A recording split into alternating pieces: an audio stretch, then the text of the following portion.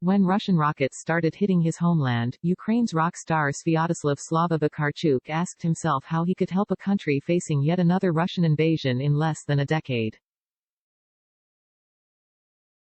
Soon after the first bombs exploded in multiple towns, he enlisted in the armed forces and has since visited more than a dozen war-affected towns across the country.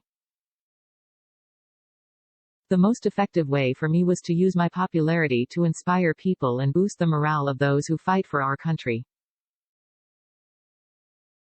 I wanted to be useful, says Vakarchuk, who, for the last month, has been performing in the most unusual places, from underground bomb shelters to children's hospitals and to empty streets of war-torn towns.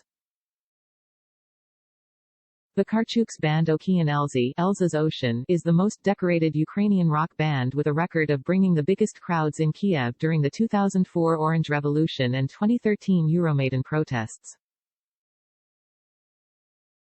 When asked by Fox News how it feels to stand in the center of an underground metro station turned into a bomb shelter and perform patriotic songs, absolutely relevant to the situation, he answers, adding, "You understand that now you need to sing to these people in the underground because these people need you much more than all the fans you sing to during peaceful times."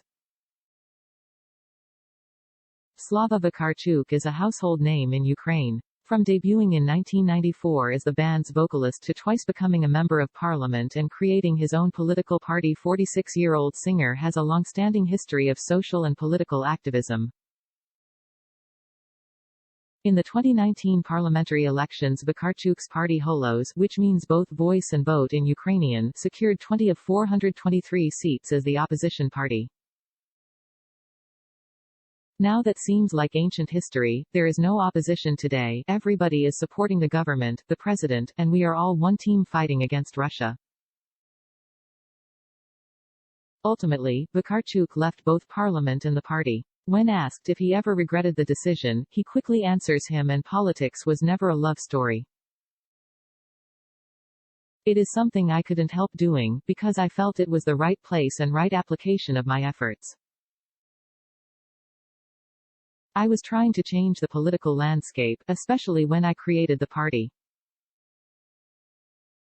My desire was to bring new people to parliament. And then when I understood that it was working, I just came back to what I think I could do better for my country, to do arts, music and inspire people.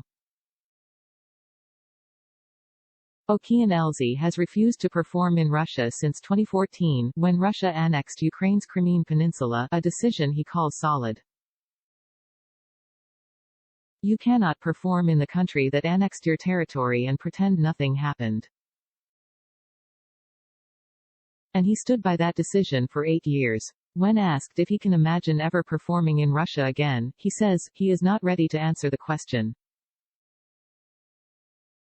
Asking this today is like asking Albert Einstein in 1936 if he could see himself ever going to Germany.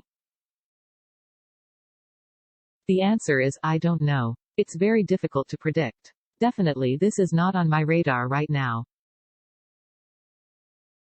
Some of Okean Elzy's old hits are finding a new light in wartime, like Bez Boyu, in which Vakarchuk vows to not surrender without putting up a good fight, just like his country, something Vakarchuk prides himself on. Ukraine today is the bravest nation in the world, and I mean it. It is true that we did not have a choice, we had to fight. But we had a choice on how to fight, and the way we've chosen makes me very proud. Everyone from generals to soldiers, to nurses and ordinary drivers is trying to do their best for Ukraine's victory. As somebody who has spent some time in the States as a fellow at the Yale and Stanford universities and performed in many corners of the world, Vakarchuk believes, Ukrainians today are fighting for values that Americans created. I think that it is an obligation of the Western civilization to make some sacrifice when Ukraine is making such a big sacrifice to fight the common enemy, who wants to destroy the very foundation of what the free world means. Okean Elzy's other hit that came up during his interview with Fox News is Obiemi, the lyrics of which say when the day comes, the war will end. Fox News asked him what he is looking forward to once that day comes. To see my family and to kiss my young son, he says. Vakarchuk's 28-year-old daughter volunteers in Lviv, and they manage to meet once in a while, but he has not seen his 9-month-old son since the war erupted.